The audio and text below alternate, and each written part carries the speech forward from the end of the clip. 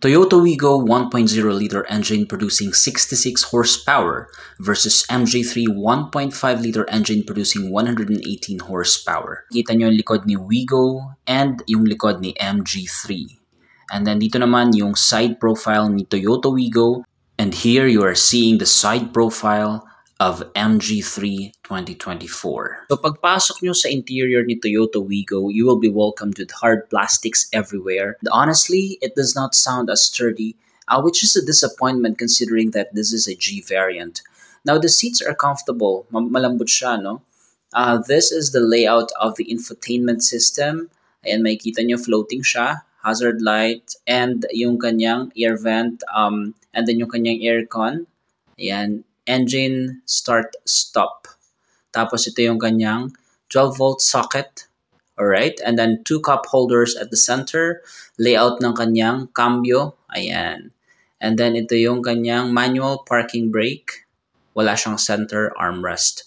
Airbag sa front passenger and airbag sa driver side. Tapos pag tumingin kayo sa taas, yan, may vanity mirror sa passenger.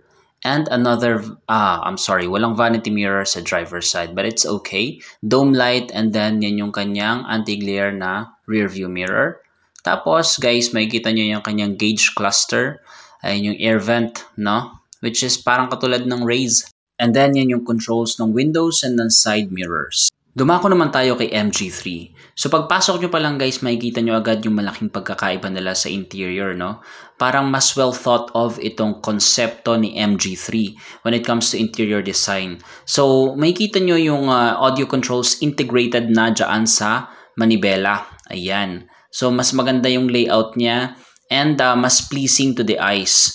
Alright, so kapag tumingin ka sa taas, makikita mo yung vanity mirror sa passenger side.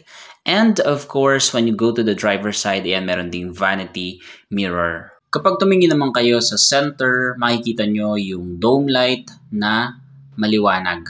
Ayan. So may mga controls dyan, anti-glare rear view mirror, and ito yung kanyang floating infotainment system with physical buttons na maganda naman talaga, no? Mas preferred ko yan. Hazard lights, and then yung kanyang air vent, simpleng-simple pero may dating.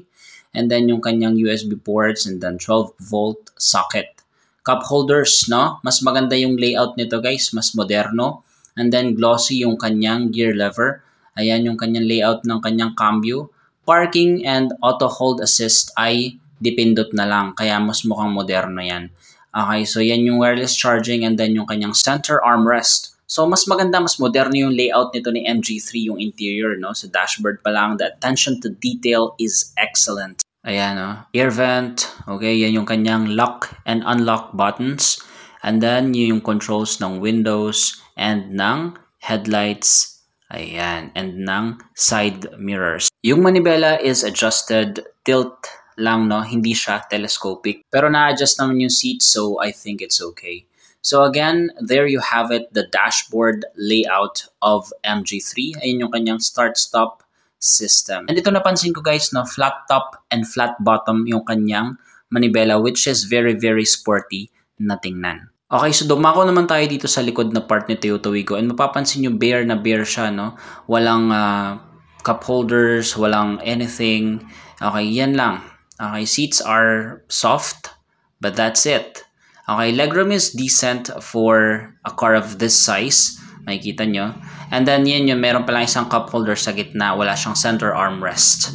Ayan. Whereas dito naman sa likod ni MG3, makikita nyo guys na may mga surprising features dito. Pasok nyo sa rear passengers, you'll be welcomed with a combination of fabric and leather na seats, no? Comfortable yan even though wala silang center cup holder, no? And then itong legroom nitong MG3 sa likod is decent enough. Ayan. Nandyan yung kanyang air vent na sinasabi ko na surprising feature, as well as yung charging port. And then yung center armrest, makikita nyo. Ayan. Tapos wala siyang center dome light sa may likod, but it's okay. Now, dumako naman tayo sa likod ni Toyota Wigo. Meron siyang reverse camera and 1, 2 parking sensors. So buksan natin yung likod ni Toyota Wigo, and you will be welcomed with a fair enough amount of space sa likod. May tonneau cover siya, okay, pero hindi siya ganun ka laki. So kapag tingnan mo, meron siyang donut tire. Ayan, donut tire nga lang talaga. Pero at least meron siyang spare tire. So ayan yung likod ni Toyota Wigo. Whereas dito naman sa likod ni MG3, makikita nyo may rear diffuser. Merong 1, 2, and 3 na parking sensors. And then, buksan natin, you will be welcomed with a lot more space as compared sa kay Toyota Wigo. Ayan. And I think mas maluwang yan, mas malalim.